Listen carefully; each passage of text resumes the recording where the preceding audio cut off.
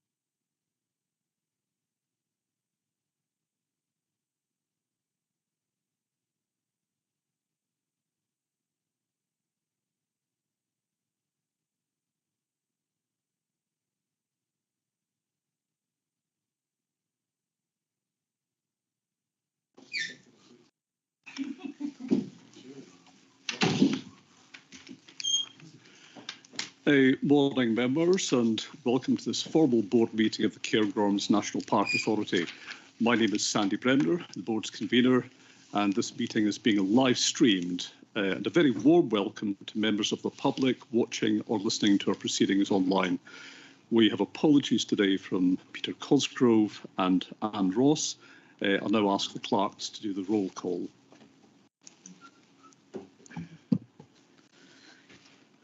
Chris Beattie. Good morning. Jiva Blackett. Yes, I'm here. Andy Bremner. Good morning. Jackie Brereton. Morning. Kenny Deans. Good morning. Paul Gibb. Here. Hannah Grist. Good morning. Russell Jones. Morning.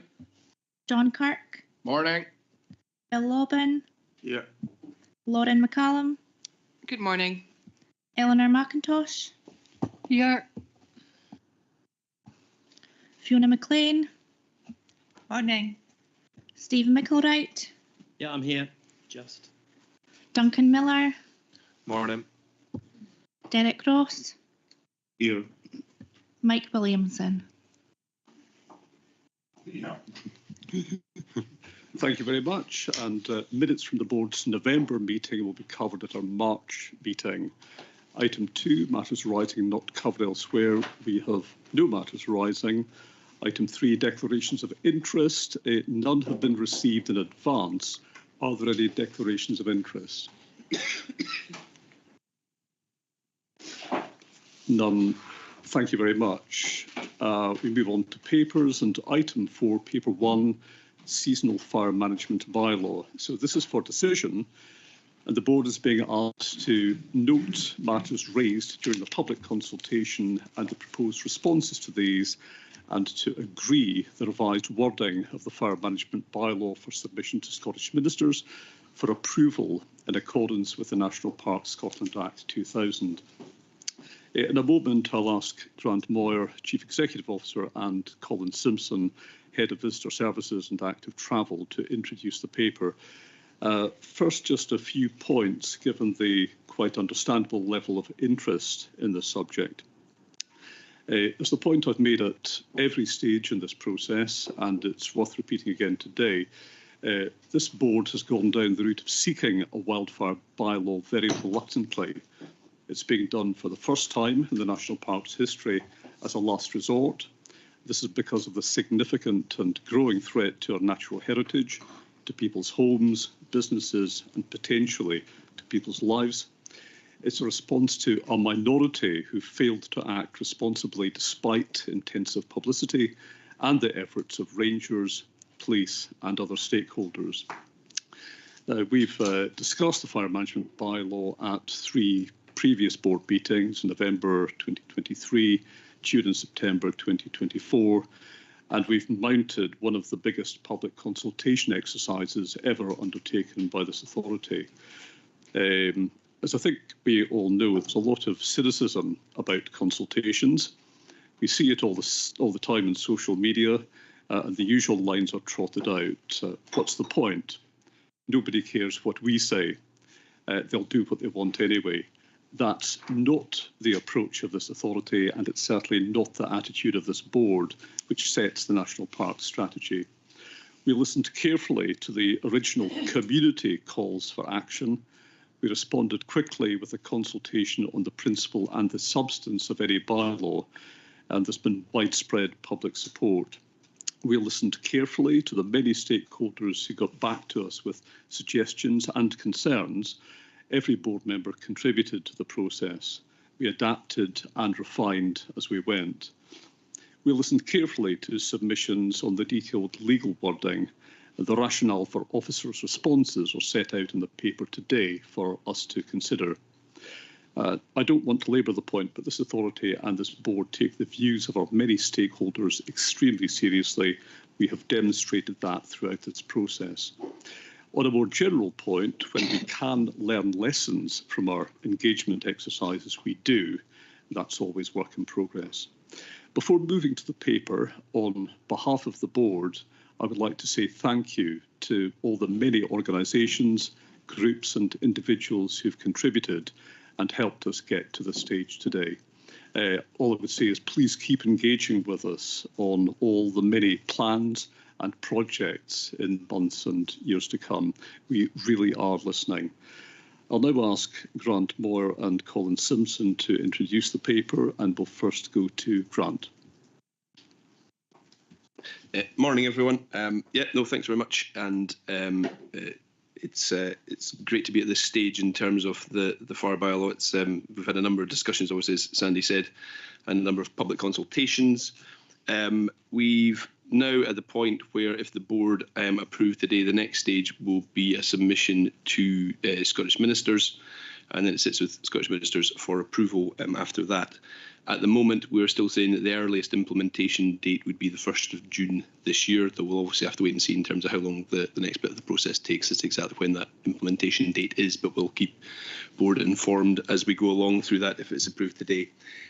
Just to say a couple of other things, which is that as part of the budget that will be taken to the board at the end of March, there's extra ranger resource in that, and also significantly extra communication resources around this for the coming financial year as well. So we've got in place the implementation plan as well for that going forward, and Colin can say a bit more about that when he speaks as well.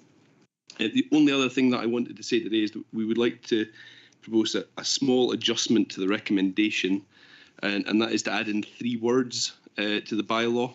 So it's at points 3D and 5C. It's the same words,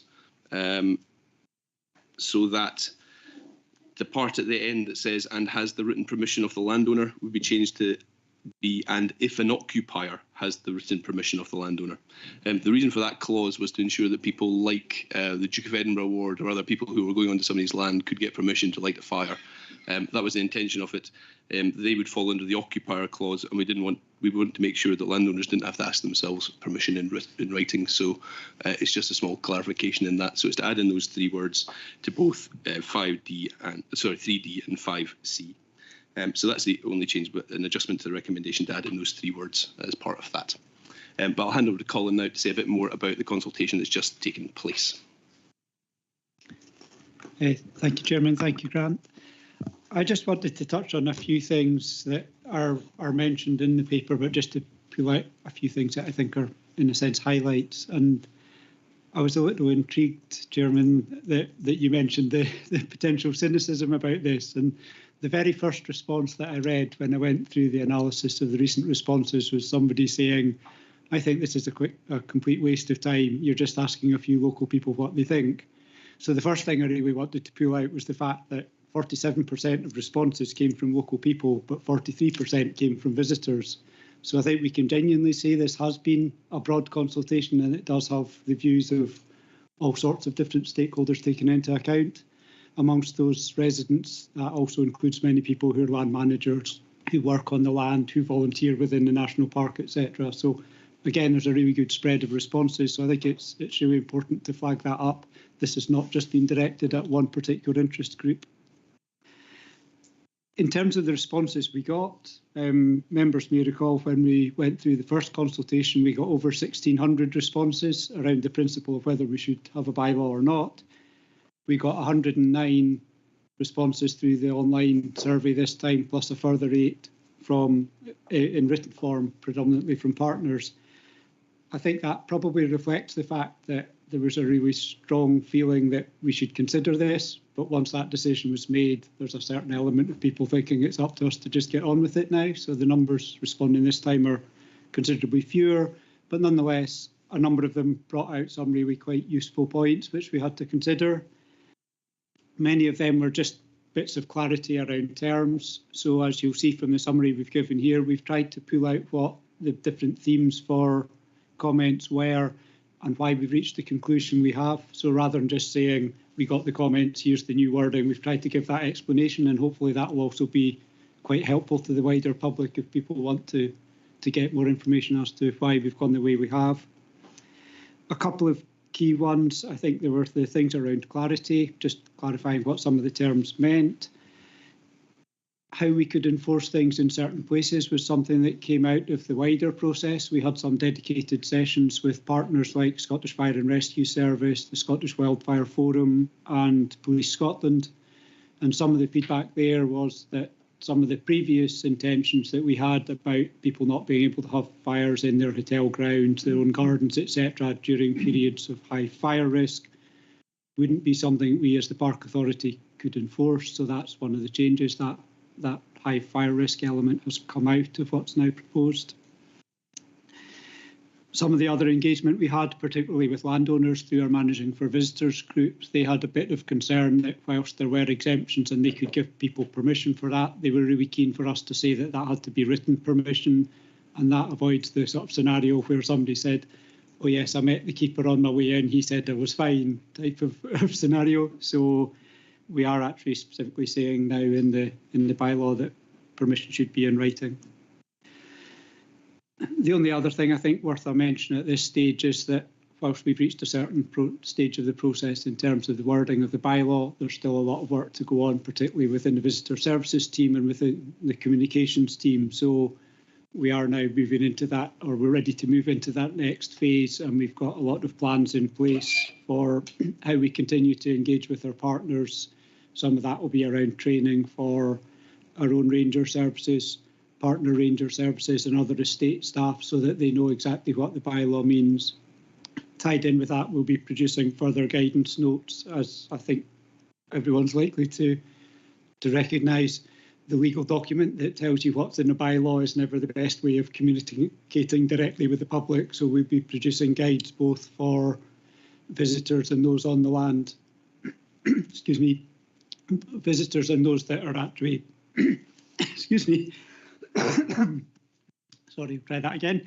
We'll be producing guides both for visitors and users about what they can and can't do, specifying the period of the bylaw, etc. But we'll also be seeking to produce some guidance specifically for land managers that will help them understand what the exemptions allow them to do and how they should go about using those exemptions if they choose to do so. So that was really just an opportunity, I think, to pull out a few of the key points, but happy to take any questions that anyone might have. Thank you, Colin. Any comments or questions? John? Just what Colin's saying there about the guides for the public, can we keep it simple, short and to the point, not long-winded where folk just throw it in the bin? That would be very important. I think the thing looks good, and it gives landowners the freedom and flexibility to carry on doing what they need to do as part of their management. And thank you for your time. Colin? Thank you. Short answer to your first question is yes.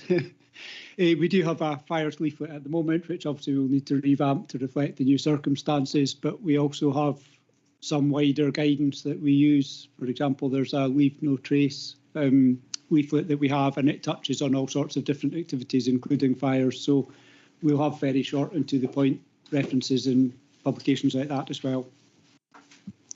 Thank you, Colin. Michael Williamson, followed by Hannah Grist. Michael. Thank you, Convener. My question's around about motorhomes, whilst it's not having a direct impact on on the bylaw per se. I'm just wondering if there's an opportunity there for us to try and promote safe distance parking with the motorhomes. I understand that it should be about 6 metres apart, and I'm just wondering if there's an opportunity to promote that. Yeah, thank you. I think clearly the bylaw itself is very much about avoiding people starting fires in the first place rather than the management of fires if and when anywhere to start. So I think we appreciate the bylaw itself is not the place for that activity, but we do work quite closely in terms of working with communities, helping fund things like motorhome sites. We work with the Cairngorms Business Partnership and indeed helped fund a motorhome flyer that they have, and we're looking to do the same again this year. That gives people guidance as to how they should use their motorhome, how they should behave, what they can and can't do when they're in the park. And I think it's a really valid point. We should be stressing that fact in terms of motorhome safety within all those activities as well. Thanks, Colin. Hannah Grist, followed by Derek Ross, Paul Gibb and Bill Lovan. Hannah. Thanks, convener. Colin, a couple of things. The first one is I'd be interested a little bit in the breakdown of the consultation responses, because obviously you've got the kind of number of residents and visitors that you pointed, and I think that's great to have that. I'd be interested to know if their responses materially differed. I presume you have that information. And just a quick second point in that I know Sandy pointed out that people feel like consultations aren't, responding to consultations may not be something that they think is valued, but I want to say that I thought we really valued the people that responded to this, that have changed the wording, that have improved the clarity. And actually, I think it has made a difference to have all those people really go through the text and look at that. I wonder if, so Scottish Government website has a kind of you said we did response to consultations. And although I'm very aware of the kind of the leaflets and the communication about the fire bylaw, I wonder if we're planning to put that kind of approach on the website to highlight that we have valued people's opinions. It has made a material difference to the bylaw, and actually, this has been a big consultation, and we want to show that this is the kind of thing we're doing effectively. Sorry, that was two things I threw at you there, Colin. Okay, thank you. In terms of responses, apologies, I don't have all the breakdown to hand at the moment, but broadly speaking, the views were similar across the different groups. There were no distinct differences, certainly. In terms of the you said we did approach, I think we're really keen to get the message out that, yes, this is what we heard and this is what we've done. And if I'm honest, the table that you'll see in the appendix there is essentially written as much for the wider public as it is for yourselves around this table, and it's to try and get that message out. Here's what people asked us about, here's how we considered it, here's the conclusion we reached. Thank you very much. Derek Ross. I mean, this is about education above all. It's not about so much about enforcement, it's about education. We hope that we don't have to have enforcement. With that in mind, is there going to be a national aspect to this in terms of the education and the messaging? I'm talking in terms of the National Visitor Management Coordination Group. Will there be national materials going out? Colin. To some extent, the answer is yes. There's some new fire guidance being produced at a national level through the National Visitor Management Groups, but also through the National Access Forum, because they're technically the body that has responsibility for the interpretation and promotion of Scottish Outdoor Access Code. So they will be updating their guidance around fires. Within that, we would expect that they would refer to the fact that there's a specific bylaw in place here. I think maybe another aspect that maybe comes out of your question, we've had this through the local visitor management group a little bit, is some people wondering whether there will be some confusion because there's one rule here and there's one rule elsewhere. And on the one hand, I think you could argue, yes, that might be the case. On the other hand, I think if you travel around national parks across the world, it's fairly typical to find that there are a stricter set of laws within a national park to give a greater degree of protection. So I think, generally speaking, consumers will be comfortable and familiar with that sort of principle. So whilst there will be national guidance around fires as a whole, it will still have to refer to the fact that things are slightly different within the national park. Thank you. Paul Gibb, followed by Bill Loban and Jiva Blackett. Paul. Thank you. I just have 3 points. The first one was land manager was defined in the approved September draft as a person with the power or control for the affairs of the land on behalf of the landowner or the tenant, and that's been taken out of this draft. Could it not be changed that where it expressly states that the landowner, tenant or occupier is being permitted to do something, that it includes the land manager as well?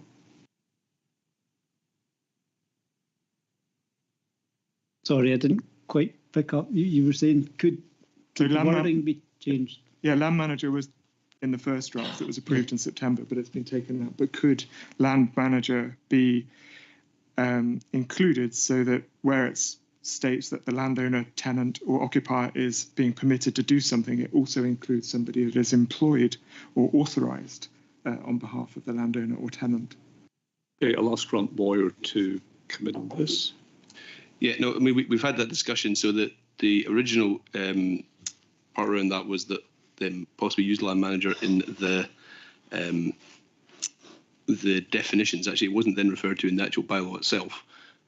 What we have done is the landowner does include people who work for the landowner, and we'll clarify that in the guidance. So we'll make sure that it's very clear that a landowner includes people who are, if you like, employed by the landowner within the guidance to land managers as well. So we'll take care of that point in the guidance, Paul. But we've discussed that with lawyers, and they're happy that includes that.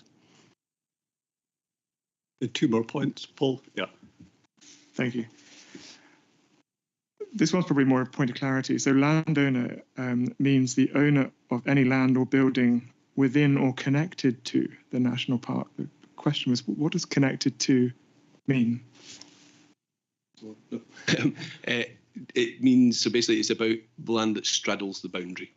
So that's the reason it's in there. It's around where we've got people who own land that are partly in the park and partly outside the park. It's just to make clear that it's that is included, not the bit outside the park, but that where it straddles it. This is just me for clarity. So the bylaw wouldn't apply to the land outside of the park, but it is part of the estate, for example. Yes. Okay. That's right. Point number 3, just a question. In clauses 3 and 5, it says that it's okay to have a fire or barbecue in certain circumstances, but in all cases this was caveated with so as to safeguard against damage or danger to any person, wildlife, building, structure, tree. Could the word material be added? Just scalding or singeing the grass is not significant, but something greater, so using the word material. I think again we have discussed that. I think the damage is quite well defined in law, and so there's not a need for us to necessarily say what that is, but we also can say what we interpret that as in the guidance to land managers as well within that. So that's one of the other areas that we were going to say what we actually say by that. But damage is something that is quite well defined in other law as to what you have to do to reach that threshold, if that makes any sense. So. Thank you, Paul. Bill Lobbin, followed by Jiva Blackett. Bill. Yeah, I know we've done this to death many times in the past, but there's still a lot of local disquiet about the timings involved, the cut-off period at the end of the year. As Laura and I heard last night, the Community Council are very much opposed to a defined period and would still prefer it to be 365 days a year. Thank you. Jiva. Yeah, thank you. I'm probably being really thick, but it's quite early in the morning for me. So on 2.F and 2.J, we've got the landowner and we've got the tenant. Then on fire and barbecue, it both says with written permission of the landowner, but should that be the tenant or the occupier as well, or do people have to go to the landowner? So that's the clause. Oh, sorry, that's the clause where we're adding in the bit about it's the occupier would need written permission from the landlord. So that's the change in there. Sorry. So the occupier. So the occupier would be somebody like, let's say, Can I give you an example of what I'm talking about? So I'm thinking about Octavan, which is leased by Braemar Community Limited, and is used a lot by the public. So who has to give the written permission? Invercold Estate or Braemar Community Limited? Do you see where I'm coming from? No, absolutely. So in that situation, if let's say there was a group of people, I don't know, a scout camp who wanted to have a fire on that piece of land, they would have to ask for the written permission of the landowner. If we wanted to include the tenant in that, we would have to include the word and tenant after the landowner part there. So if I could just come back, so the message that I'm taking back to Braemar Community Limited, if this goes through, is that every time somebody asks them for permission to camp up there, Braemar Community Limited, Braemar Community Limited have to ask Invercold Estate for written permission for that group. Not for camping. So no, remember, but if they want to use if they wanted, a barbecue or outside an official site, yes. So we can't devolve permission to the leaseholder. Well, we could if we ended in the word tenant after D as well. We were of the intention that it would be the landowner, but if people want that to be landowner and or tenant, then I'm happy to do that.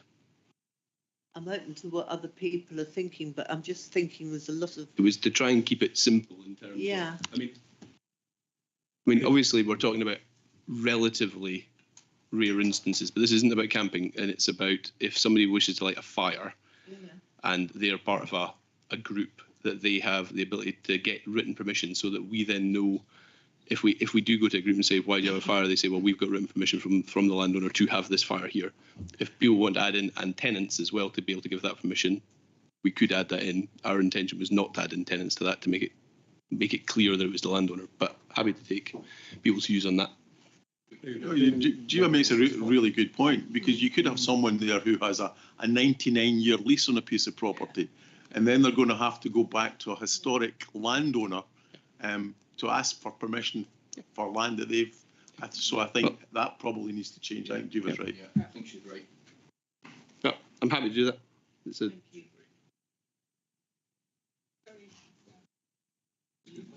right, sorry, Lauren, followed by Fiona. Lauren. Yeah, no, I just want to support Jiva's point there as well, because just to settle my mind and probably the community's minds that are listening to this, there's also quite a lot of absentee landlords.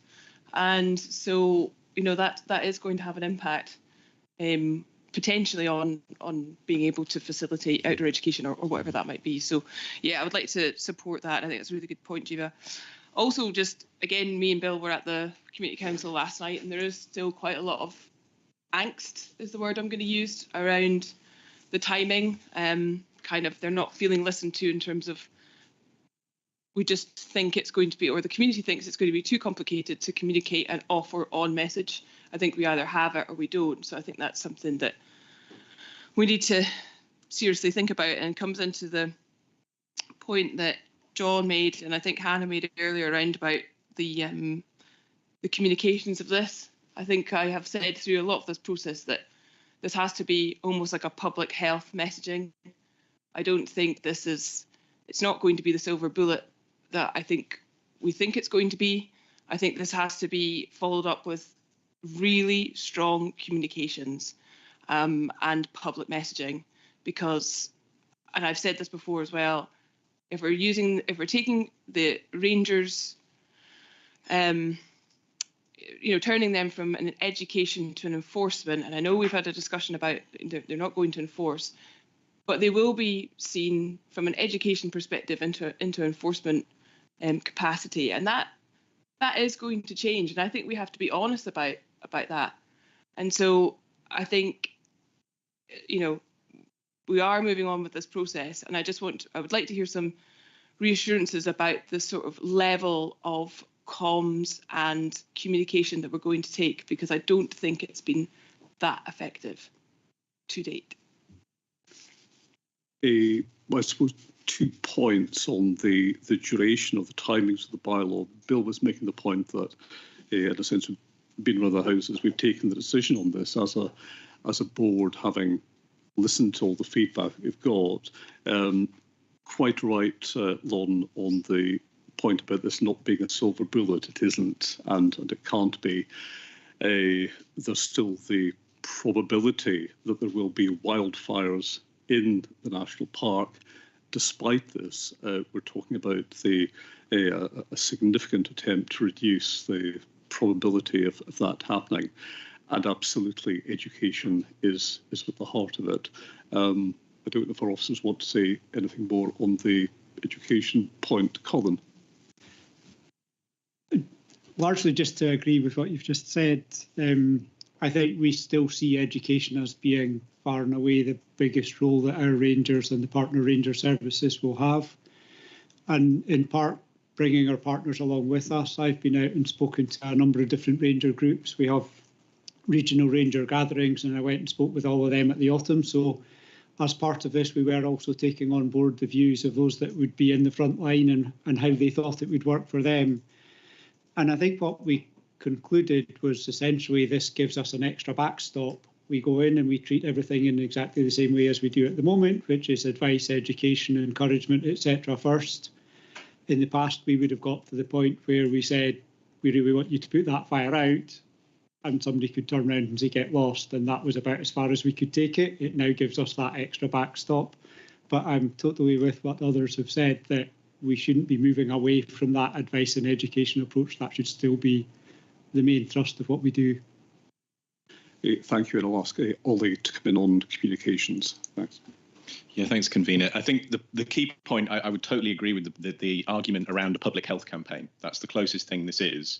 And so our approach in general that we've tried to map out in broad brushstrokes within the two papers that you're seeing today is effectively, first of all, to look at an audit of every single touch point that people will have here. Some of those, as we've talked about already, will be national. Some of those will be digital. Some of those will be as simple as the conversation they have with a ranger or a person on the ground, a partner, etc. So a crucial point there is to get a sense of all of those and then come up with a framework that works across all of them, influenced by behavioural science. So we've had quite a lot of success in doing these things at a national scale through things like our partnership with Ramblers Scotland, working with young people who have not accessed the national park previously or outdoor space. That was largely unbranded activity because we needed to make sure it got through to the audience in question, and that got through to 3 million young people, I think, over the course of a 3-year period. So was very effective and was delivered in partnership. On the flip side of that, we've looked with a very specific community through dog walking and Kappa work around influencing decisions on a very localized basis. Both took very, very different approaches, but were effectively informed by the same approach.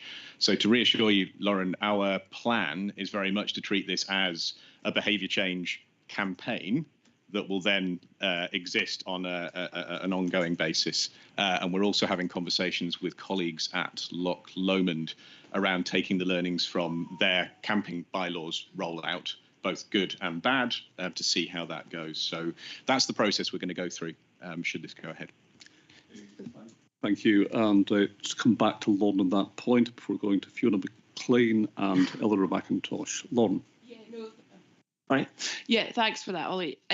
Just in terms of, I know this has been effective in some of the work that I've done previously. Big fan of the Ramblers, but it's definitely not talking to some of the young people that I know.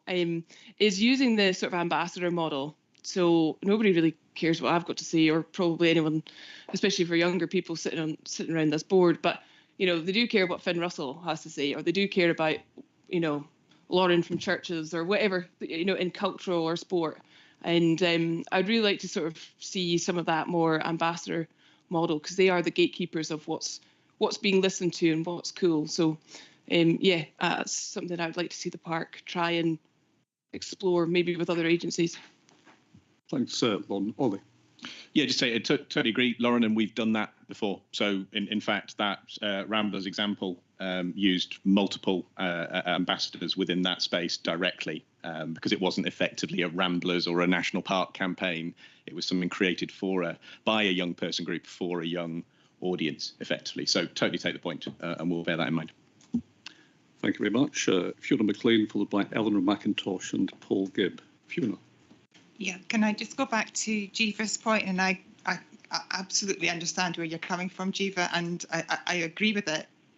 But I have one concern is that the legal implications of it. Like if the tenant gives permission and the landlord does not want to give permission, what happens then? Yeah, I think it's maybe needs to be thought about a bit more before we sort of make a change, because I do think there could be legal implications to that.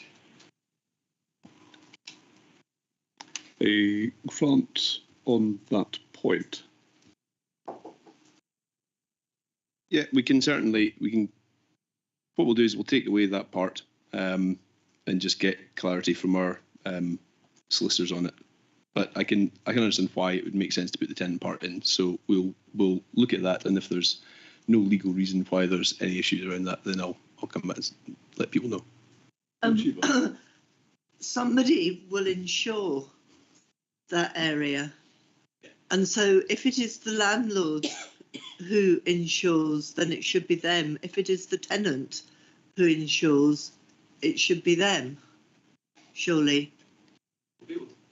As I said, I'll check that bit about the tenant out with the lawyers post this, but I'm happy to add it in on the basis of that, and then if there's any issue, I'll come back to people. Thank you, Elmer. Yeah, not to drag that point out. I get Jiva's point and I take it on board. I wasn't sure if you meant you were asking that they should ask permission from both or either the tenant or the landlord. So clarity on that would be good. Yeah, we'll do that. Thank you. Paul. Yeah, just thinking on the first point that I raised around land manager and definitions of someone working on his behalf.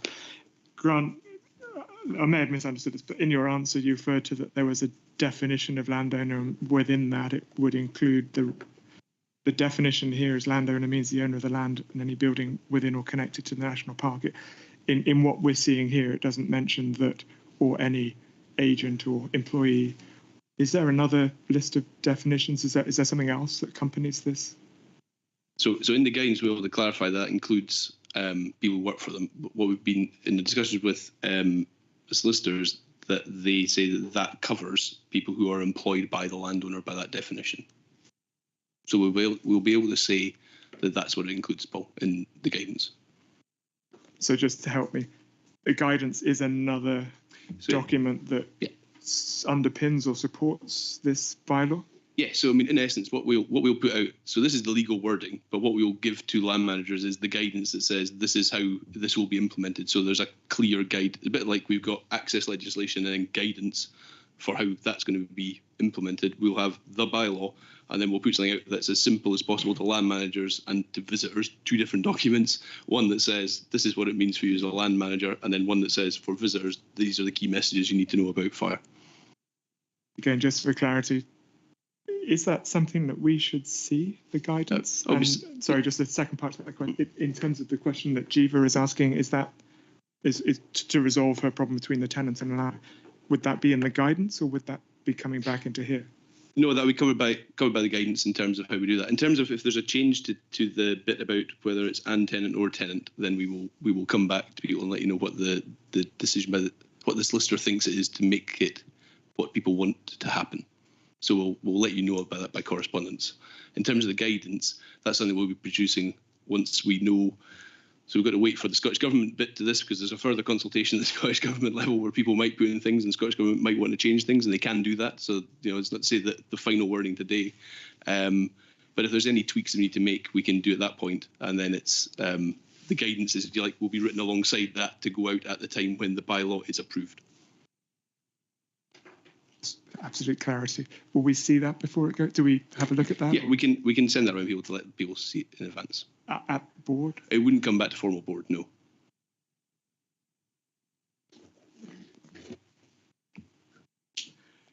Right, John Kirk, followed by Jackie Brereton and Derek Ross. John. It's just a quick one on similar to Jiva's. landowner or land manager, we take something like the showground, Seafield Estates own it, but we're the land managers, Seafield Estates in time to do it, they put everything onto us. So whether land managers should be in there along with owners, I don't know. It's just a passing thought, something simple like that. I don't think that we come up in that situation, John. We can have a chat about that afterwards, but I think that's covered by the bylaw. Jackie Brereton.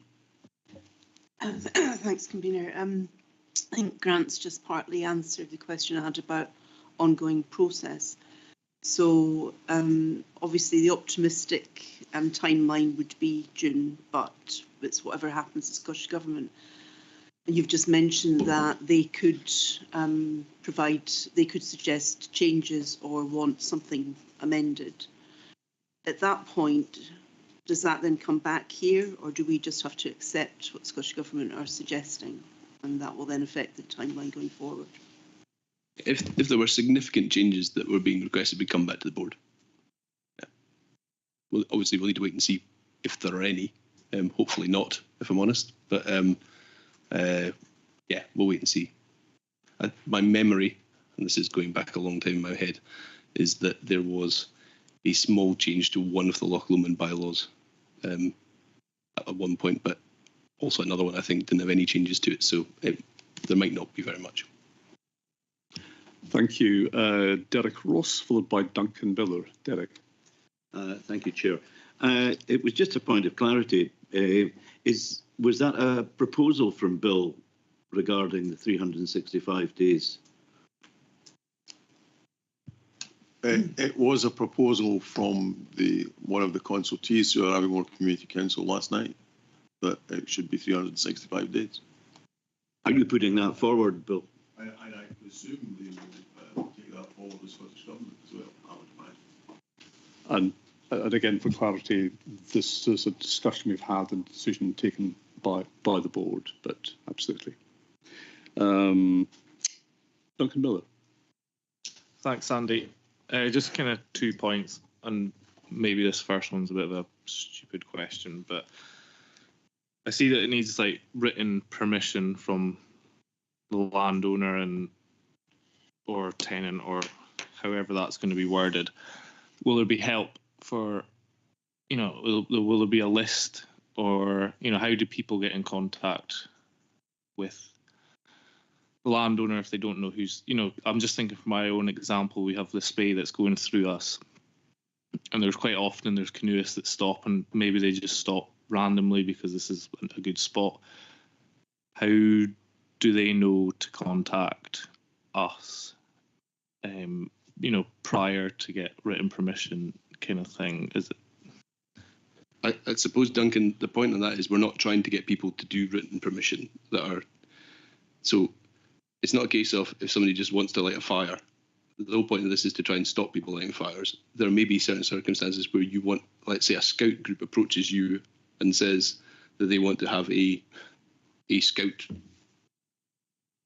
camp and have a campfire on it and use the landowner want to do that. But this isn't a case of we're trying to get lots of people to write written permission to ask to circumnavigate the bylaw. So it's not a case of being used for individuals. It's really trying to make sure that it's somebody that you want to have on your land doing that. So it's not a case of us trying to provide lists of people for folk to get in contact with.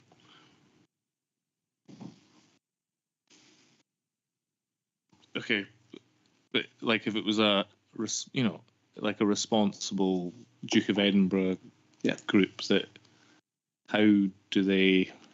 Well, at the moment they get in contact. I mean, we're not trying to change the system. At the moment, Duke of Edinburgh do lots of stuff throughout the park and usually get in contact with landowners in terms of where they're going, where they're camping, permissions, things like that. So we're not trying to change any of that system, and we're certainly not trying to get into the middle of that, because if not, we'll end up in a bureaucratic process in which we're trying to match up people with other people. So we're just saying the current system works. If people want to do that, they're going to have to contact the landowner and ask if they're not having a fire, they're within their access rights to do whatever it is they wish to do within those responsible access rights. But we're not trying to intercede into that and put in a big process where they've got to come and speak to the park authority and we've got to contact people, or we'll be there all year just doing that. Okay. Sorry, Colin Simpson would like to come in at that point. Colin. I think just for a bit of clarity, as Grant's already said, the exemptions are not really aimed at individuals who want to do things. It's more about organised groups, and we already have quite a good relationship with a lot of the organised groups, but also a lot of the organised groups will maybe use a local supplier of some variety, and we'll work with them to make sure they have the contacts. But it is very much about creating an exemption for that kind of bushcraft educational type thing, rather than Joe Bloggs who fancies having a fire and thinks I can write to the landowner and get permission. Thank you. Duncan. I just got a second point as well, just on a different kind of note. If this is to go through, how much kind of wiggle room do we have to like adapt it with the Scottish Government if things are not working, or the whole tenant land manager? How quickly does that kind of There'll be a fixed review period probably for the bylaw that will come from Scottish Government, so we'll have to review it after a certain number of years. If we want to amend anything in the bylaw, we'd have to go back out and publicly say what those amendments would be and consult on them. Thank you. Steve Micklewright. Yeah, sorry, Duncan just asked what I was about to ask, so I'm done. Yeah. Okay, thanks, Steve. Are there any other comments or questions? In which case, is the board content to note the matters raised during the public consultation and the proposed responses to these, and agree the revised wording of the fire management bylaw for submission to Scottish ministers for approval? That's with the adjustment to the recommendation at 3D and 5C, with the addition of the words if and occupier.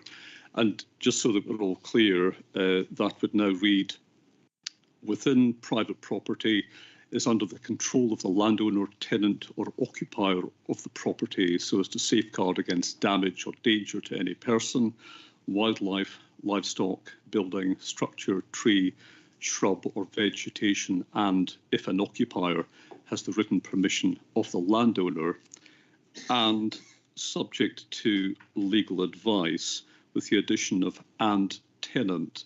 And for clarity on that section, I'll ask Grant to summarise.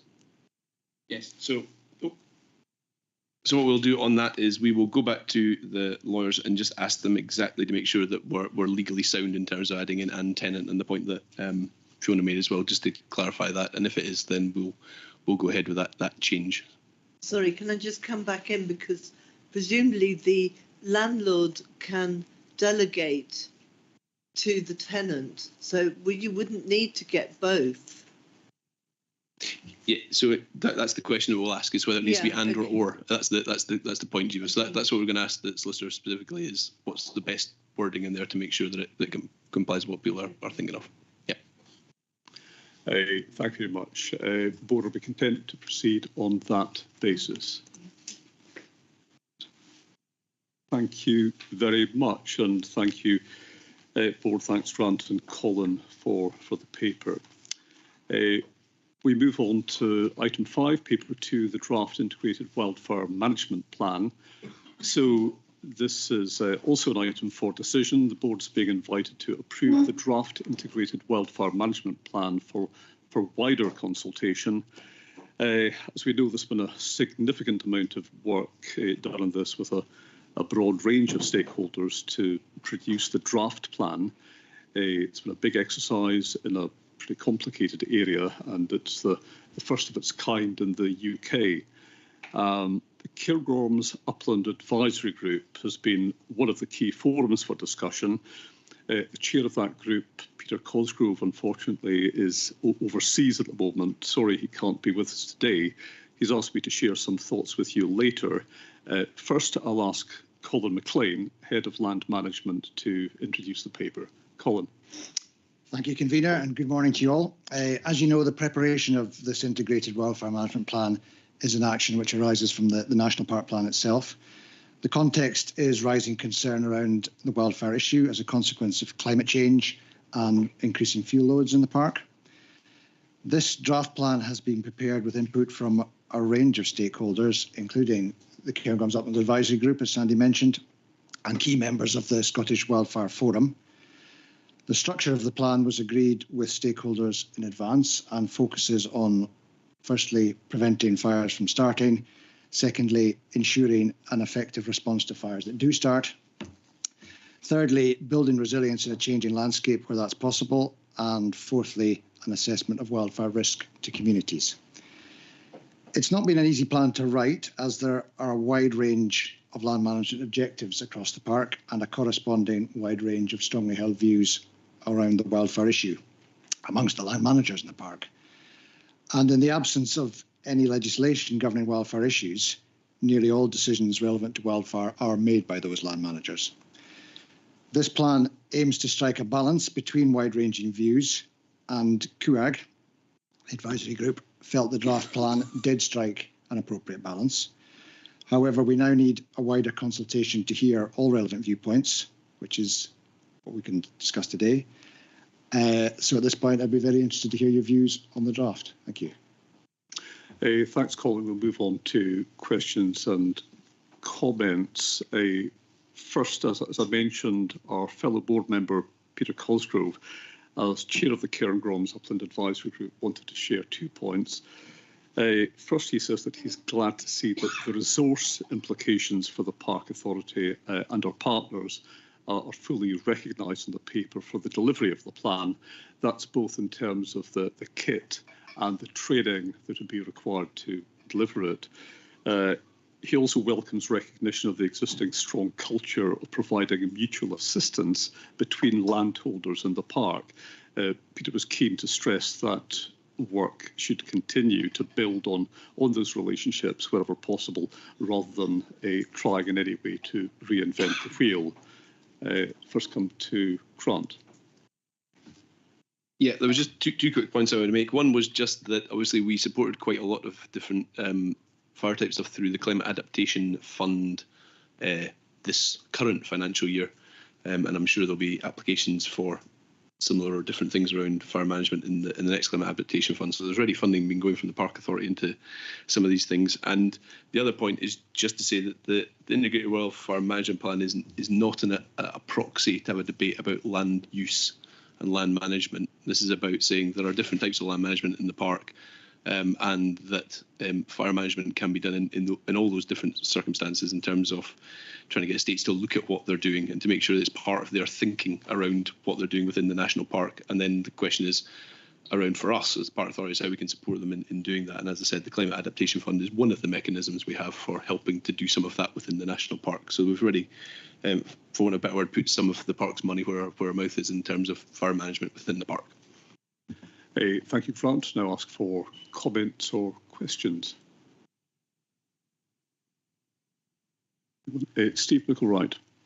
Yeah, just to say what a brilliant piece of work. I think it's really comprehensive and really, I mean, you know, this is really pioneering stuff. So I think that's great. Thank you for doing that. But a couple of questions just around support to estates when they're thinking about their fire management plans, the bit in 4.1 and in 4.9, you know, the role of the CMPA in trying to facilitate these formal fire groups that are being proposed. I just wonder if a few words could be said about that. I know that's implementation, but it would be interesting to know a little bit more about that.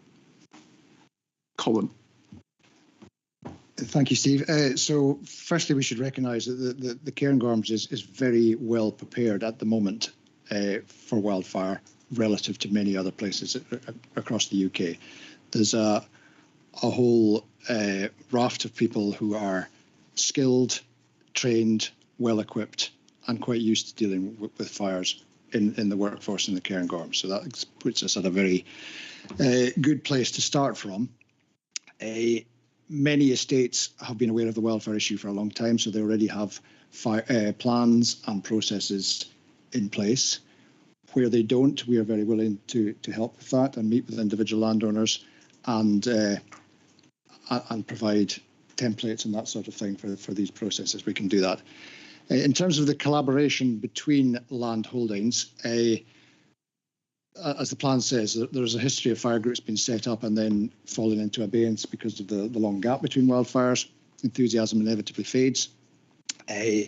So we anticipate using the existing collaborative mechanisms, perhaps the Deer Management Group network, and the Land Managers Forum, that sort of thing, the existing mechanisms which we already have in the park.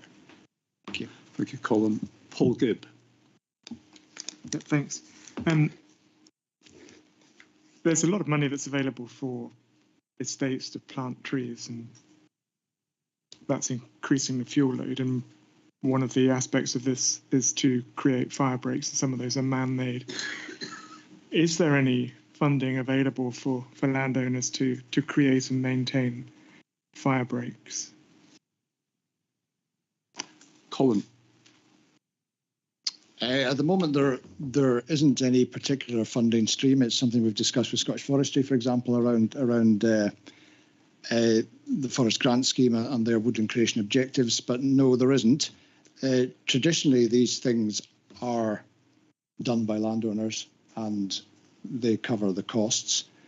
There is a point of balance there, because obviously landowners are acting to protect their own land, and obviously they've got an interest in doing that. There is a public interest in virtually all the land in the Cairngorms, without doubt. The public does invest quite considerably in fire protection, not least in the running of the Scottish Fire and Rescue Service. So there is considerable public funding already going in, but we recognise this issue, and as Grant has pointed to the Climate Adaptation Fund, there are means of which we can perhaps top up funding. Grant on that point. Just one quick point on that, Paul. So one of the things is that as part of the process for going through the Forest Grant Scheme side of things, people are being asked to produce a fire plan as part of that. So they're going to have to say how they will deal with fire if they're taking forward a Forest Grant Scheme application within the park. That should help as well. Thank you. John Kirk. Couple of points. Fire breaks, as has already been mentioned, I think is a really important thing. One, they act as a road, and two, they can help sustain the fire. But one of the problems around Nettie is the amount of timber that's been pulled over at that edge of the forest. As one fireman says, how the heck are we expected to pull a hose across that? It's virtually impossible to get in. Why they don't go into the middle of the forest and do it, and rather than start at the edge where the danger is? And it's quite a concern around our neck of the woods. The other thing is, I think we should have a list of innovative tankers and swipes in the park. There's, I know at home we've probably capacity to shift about 10 to 15,000 gallons of water, and I have put out a fire in RSPB with the slurry tanker before, so it is a thing that should be listed, and the park or somebody has a list of all these bits of equipment that can help in a forest fire. Thanks, John. I know this is a very active discussion among estates and landowners and landholders. Colin, do you want to come in on that? So on the second point first, the importance of being able to move large amounts of water around the countryside when there's a big fire is key, and the plan does have a recommendation based around farm equipment and the use of that farm equipment. I think the place to register those bits of kit is the Community Asset Register, which is held by Scottish Fire and Rescue Service, and that Russell's going to come in here. Is he? Okay. So I think that's the key way of registering equipment. On the issue of fallen timber or pulled over timber, the biggest issue perhaps is wind throw, because there's big areas of the park now where storms in recent years have flattened plantations, which puts a lot of fuel in the ground and makes it incredibly difficult to get about in those areas. So that's I know landowners, FLS in particular, are making big efforts to clear that up, but it's a big long task, and that is an issue for fire management, without a doubt. Thank you. So, Russell, did you want to make a point? Just when I get the chance to come in, I'll just take the Yeah, okay, carry on. Thank you. Go for it. Okay, I was jumping in the queue there. No, just when you mentioned the asset register, actually, I was going to come in on that anyway. I was speaking to the senior officer for Bainoch Strathspey in there just 2 days ago, and we were talking about community resilience and asset registers, and he's not aware of an asset register in Bainoch and Strathspey. And you did say the states are fantastic, and they know that if anything happens, they've all got their own network and they get together, but there's no connection between that and Scottish Fire and Rescue Service. So I just wonder whether that's something that the park should we be aware of an asset register, or as SFRS, but at the moment they don't know. I mean, they know it happens, but they don't have access to it themselves. So there isn't really a written register, because we were talking about other things around community resilience, in terms of flooding, etc., whatever. And there's actually nothing that seems to be written down that they're aware of. So. Right, that's a good point, and noted, and we can take that up with SFRS at a higher level, perhaps. My direct experiences with the South Grampian Wildfire Group, which covers much of Deeside, and there is very good communication between estates and the fire service. They meet in an annual meeting. They do exchange information on kit and who has what equipment. So that is perhaps the model we need to build on. And take your point. Thank you very much. Sorry, Russell, did you want to come back on that point? Well, just was it maybe part of it was to the last point, that we were talking about, but I think that we should remember that what started this really with a really dry spell we had in May 2023, and there was huge pressure locally, and people were really genuinely worried locally, and obviously since then our weather's not been fantastic, and that pressure's maybe died down a bit. But I think there's been a lot of work gone into wording this bylaw again. We've heard this morning, and if we are to have a bylaw, just was slightly concerned. I mean, I get the fact that it is about education and we want to speak to people, but I think that we shouldn't be too touchy-feely about it. If we're going to have a bylaw, we're going to have a bylaw, and people shouldn't be lighting fires. There's a lot of work going into it where people can do it, and as people have said, but we shouldn't be all about it's education and maybe you shouldn't do that. It's a bylaw, so just don't do it.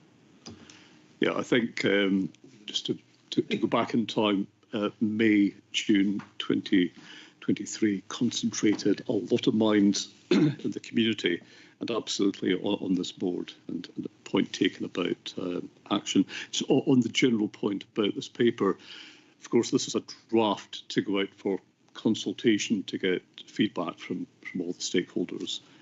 John Kirk. Just backing what Russell has said, I've never been approached in all of the years, apart from my states. I've been called out to fires with swipes to help put fires out, but not through the fire brigade. They do not have a register of it. And we have also been called out to middle of the night to farm fires, which by either the farmer or the estate, not the fire brigade. And they're not very easy to work with because they've got their own health and safety procedure, and they seem to not want anybody to do anything, although what you're doing is probably safer than what they were doing. What sort of procedure was that? Yeah, we're not getting to John Kirk's health and safety. Just to say on that, absolutely. I suppose the key thing for this is, I suppose the reason is for having this integrated wildfire management plan and to have all these discussions is to flush out all this sort of stuff so that we can then start to go through these systematically and tick them off, if you like, and say, well, making sure we've got all these things in place. So, that is half the point, and half the work that Colin's been doing for the past 12 to 18 months is going around and talking to as many people as possible to try and pull this together. It has been a big bit of work to pull it together because there's nothing else like it, and it's complex because everyone has their own differing ways of doing things, and we're just trying to pull it into something that gives us something that we can come back on an annual basis and say, well, how are we doing? Have we made progress? Is there now an asset register in Strathspey? Would be a good example of the sort of thing that a year later you can say, well, have we actually done that? So that's the key point of the whole thing, and why we've pulled it together. And hopefully what we'll get back from this more public consultation is maybe a bit more information like that from people as well that we've missed over the past little while, that we can then add in and make any final amendments to the actions and such like in the document. Lauren. Yeah, I just want to say well done, Colin. This is a massive piece of work, and it's really impressive. I guess sort of some of my questions are more kind of softer around that resilience piece. You've got a lot of intergenerational knowledge that sometimes leaves when keepers retire or, the estate is sold or whatever goes on. And I'm wondering just how do we retain, like, kind of to John's point, you know, there's there's a kind of local way of dealing with stuff and a slightly different kind of national or kind of more structured way. But I'm guessing my point is around that. How do we keep that knowledge and pass it on so that, yeah, I don't know, that we've got that knowledge retained, because it's quite common that we see that, you know, that knowledge disappears when those people disappear. Again, I think this is in part coming back to the point that Peter Cosgrove was making about building on the knowledge that exists at the moment, building on relationships that exist just now rather than reinventing the wheel. But Colin, do you want to come back on that? There definitely is a strategic issue around the point that Lawrence just made, and a lot of that will be associated with decline in Muirburn, because Muirburn does train people how to handle fire, how fires behave, where they can be stopped in the landscape. It trains people about the equipment that is used to fight a fire, and it ensures that equipment is used and serviced because it's used regularly. And estates which have moved away from Muirburn recognise that they now see a decline in firefighting skills amongst their own staff, that the people have fully acknowledged that in the preparation of this plan. So that's been useful. So we do need to find innovative ways of addressing that. It's not really, they're not obvious. There's an estate on Deeside which is now going to look at, it doesn't do Muirburn, but it will loan out some of its staff to neighbouring estates that do, so they acquire skills that way or maintain skills that way. We are certainly encouraging everybody to use their kit regularly, even if it's not with flames, that they do drills, that they work pumps, that they make sure they know which hose goes onto which outlet, which you very soon forget if you don't do it regularly. But that there is going to be an issue of a decline in knowledge over time, and we'll just have to deal with that as we go along. There's no easy answer. Thank you, Colin. Duncan Miller. Yeah, thanks. Yeah, I think this is all really a really good bit of work as well. And I'm just looking at like stakeholders, and I know the Agriculture Advisory Group is a new group, but if it'll be included, and I know it says somewhere in the Integrated Wildfire Management Plan, it's that farmers and landowners are going to be consulted, but just for like future, will that group also be, you know, because I think touching on what John and everybody's saying, you know, that's kind of something that could join up the dots between.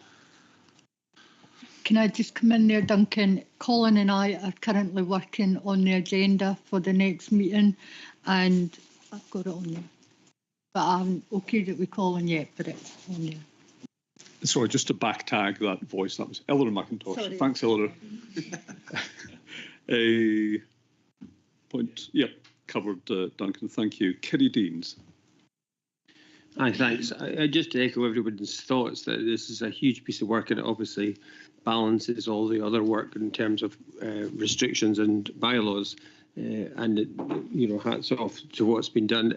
Am I the only one that's really a bit disappointed that a statutory body with responsibilities for fire hasn't got that kind of setup that they clearly have in Deeside? They don't have it here. I mean, it strikes me that would be quite an important thing, or a specific role for them to do, and we should be making sure that they're taking the responsibility seriously within the national park and the protected area. I could come back on that. To be fair to SFRS, they have geared up considerably in terms of the wildfire issue over the last 5 years or so. Prior to that, it was perhaps a very minor consideration in the list of emergencies that they have to deal with. But everybody recognises wildfire has gone up the agenda, and they have responded. So they've brought in a lot of new kit and put a lot of emphasis on training staff to a higher standard to fight wildfires, because they're very different from fighting a fire in a building.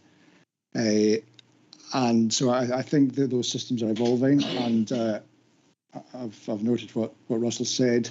I thought systems, because experience in Deeside, I thought systems were a bit better. So across the park, if that's not the case, then that's something we have to push with SFRS. But I think they will respond to that. And again, as a national park, we're just uniquely placed as a place-based organisation to do this kind of thing, to do what's pioneering work. This is the first in the UK. Jeeva. Yeah, thank you, convener. It's always great to hear that Deeside's getting it right. And I think that what Colin said about one of the estates that's not doing Muirburn but is lending its staff out is very valuable, because that reminded me of, and I hope I'm not going to misquote you here, Steve, but your very first meeting, we were talking about fire, and you said you paid tribute to the work that the gamekeepers had done. So I think we must not lose sight of the knowledge that they've got. And, you know, if estates aren't doing Muirburn, then that's up to them. But it's very important that that training is passed on to other people on the land. Absolutely. Thank you, Jeeva. Any final comments or questions? Just to say this will come back in June with the board in June with the final version of that for approval. So that'll be the next touch point in terms of that.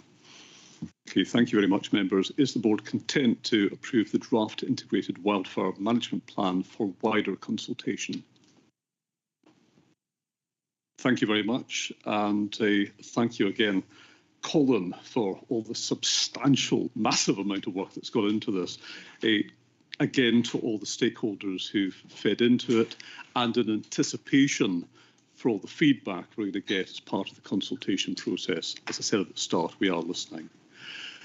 Item 12, any other competent business? Thank you. Item 13, the date of the next formal board meeting is the 28th of March. Thank you very much, members and staff, and thank you to those members of the public who've joined us online. We'll now stop and return for